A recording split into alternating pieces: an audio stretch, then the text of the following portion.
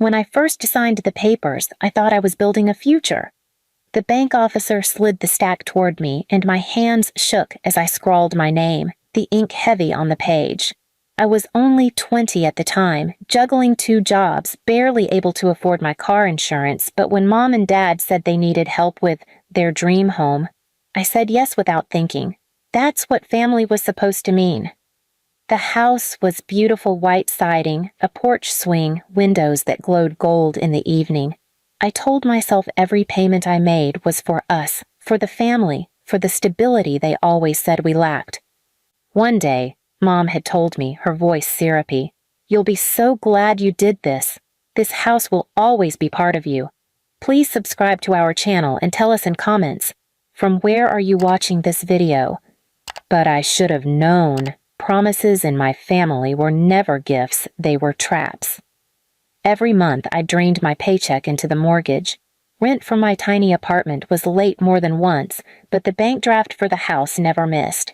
Dad would clap me on the back and say, "That's my hard-working kid." Mom would post photos on Facebook of herself watering the front lawn, bragging about our house. Her friends commenting about how lucky she was. I never corrected them. I thought my turn would come. Rachel, my sister, never lifted a finger. She floated in and out, living with boyfriends, splurging on trips, always dressed in new clothes. "Why should she pay?" Mom once snapped when I asked why Rachel never contributed. "She's the face of this family. You're the backbone. Be proud of your role." I bit my tongue and went back to work. Years blurred together, birthdays, Christmases, Thanksgivings, all hosted in that house. Every time guests admired it, Mom and Dad beamed. "Our pride and joy," Dad would say, raising his glass. Rachel would roll her eyes at me and whisper, "You really think they'll ever give you credit?" I'd ignore her, but in the pit of my stomach, her words festered. By the 5th year, the strain was breaking me. My shoes had holes, my savings account was empty, but the house gleamed like a trophy in their hands. I thought maybe finally they would acknowledge it. Maybe a conversation about transferring part of the deed. Maybe even a simple "thank you." Instead, one rainy Thursday evening, I came home from work and found them all sitting in the living room, Mom sipping wine, Dad flipping through paperwork, Rachel smirking like she'd already won something. "Sit down," Dad said. His tone was too casual. My stomach tightened. He laid the papers on the coffee table, a deed transfer, Rachel's name. Not mine. My chest hollowed out. What is this?" Mom's laugh was sharp, like glass breaking. "This was always Rachel's house," she said. "You didn't really think we'd hand it to you, did you? You? The leech?" My throat tightened. "Leech? I paid every cent for 5 years. I sacrificed everything." Rachel leaned forward, her smile dripping with cruelty.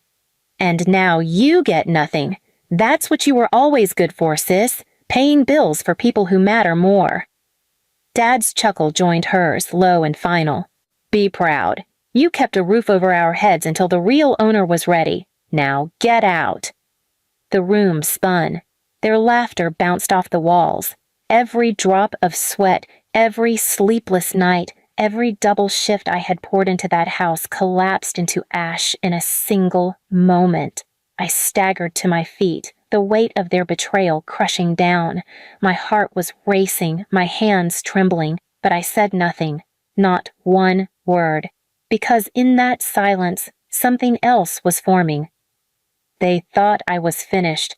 They thought they had broken me into nothing more than a leech. But leeches don't starve. They wait, they cling, and when the time comes, they drain everything. And that night, as I walked out of the house I had paid for but never owned, I swore to myself, I wasn't done. Not yet. I didn't sleep that night. I lay awake in my apartment, staring at the water-stained ceiling, my body heavy but my mind alive with fire. Their words kept replaying, each one sharper than the last. Leech. This was always Rachel's house. Get out. My phone buzzed just after midnight. A message from Rachel. A photo of her standing in the kitchen I had paid for, wine glass in hand, captioned, "Home Sweet Home." Her grin in the picture was smug, almost daring me to break. The next morning, I dragged myself to work. Customers came and went. My boss droned about deadlines, but I wasn't really there. I was replaying every sacrifice, every check I had written, every dinner where they toasted the house like it was their crown jewel.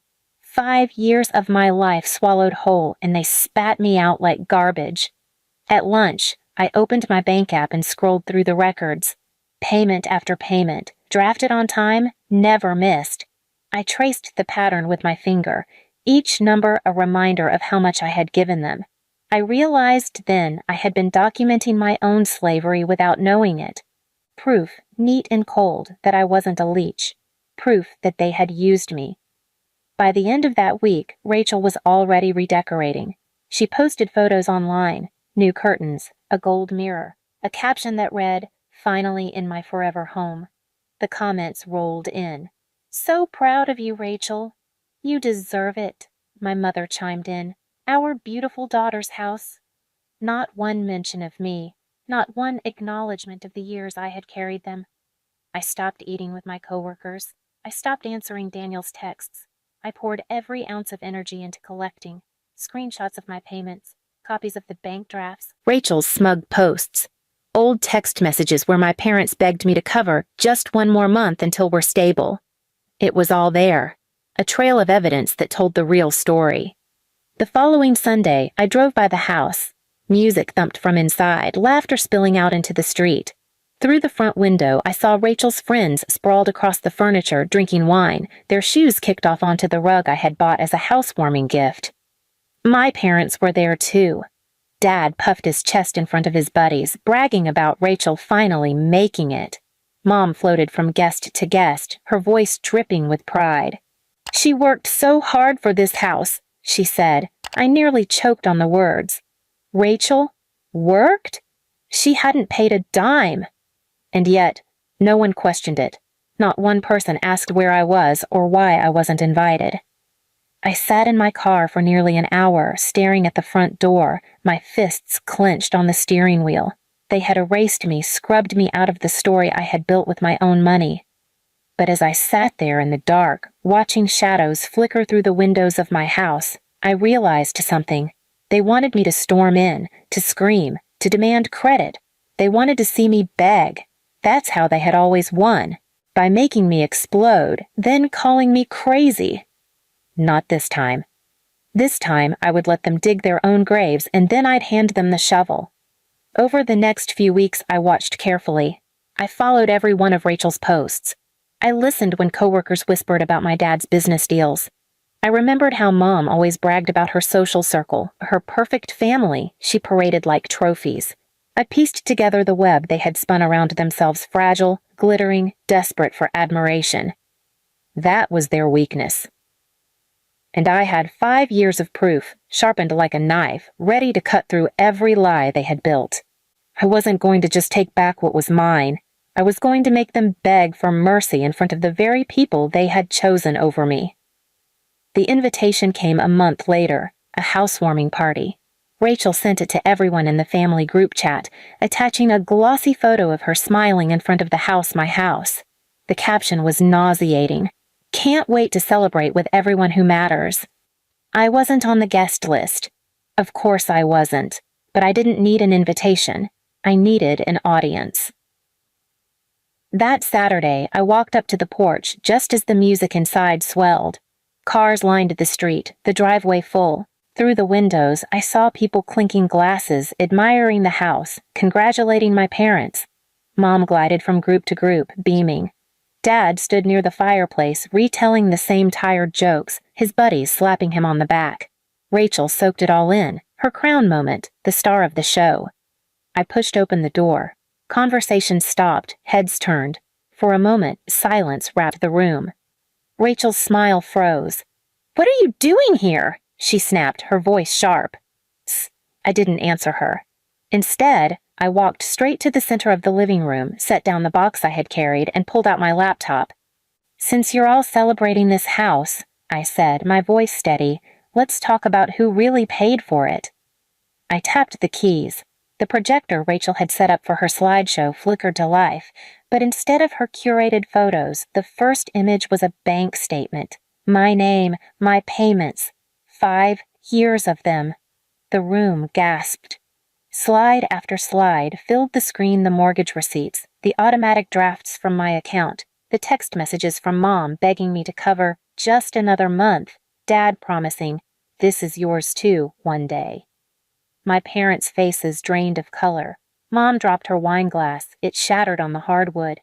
Dad took a step forward, but the whispers in the room stopped him cold. And then Rachel's messages appeared. "She's dumb enough to pay for us. Mom made sure she'll never get the house." Laughter filled with emojis. Her friends in the room gasped, turning to stare at her with disgust. Rachel lunged for me, but I held up my hand. "Don't bother, there's more."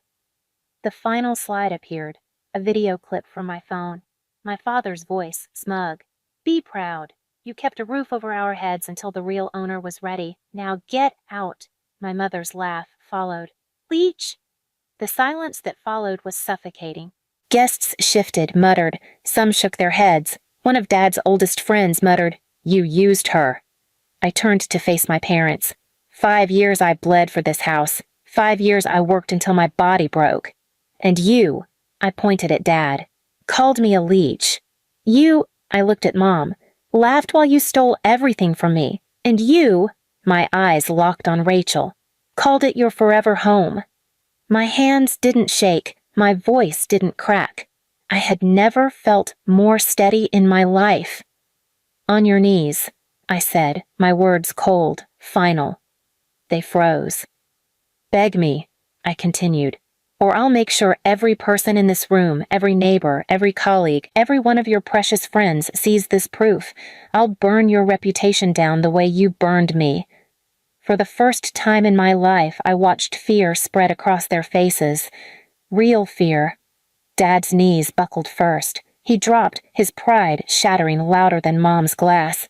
His hands shook as he muttered, "I'm sorry."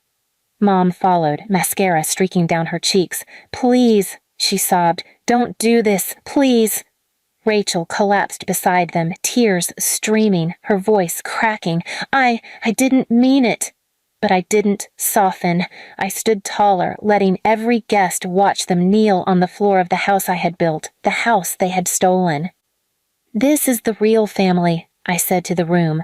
"The perfect parents, the golden child, on their knees, begging the one they called a leech." Whispers swirled. People turned away from them. The admiration, the envy, the respect, gone. I shut my laptop, tucked it back into the box, and walked toward the door. My parents reached out, but I didn't stop. My son was waiting for me outside in the car. He looked up when I slid in beside him, his eyes wide. "Are you okay, Mom?" he asked softly. I smiled for the first time in weeks. Better than okay. They'll never touch us again.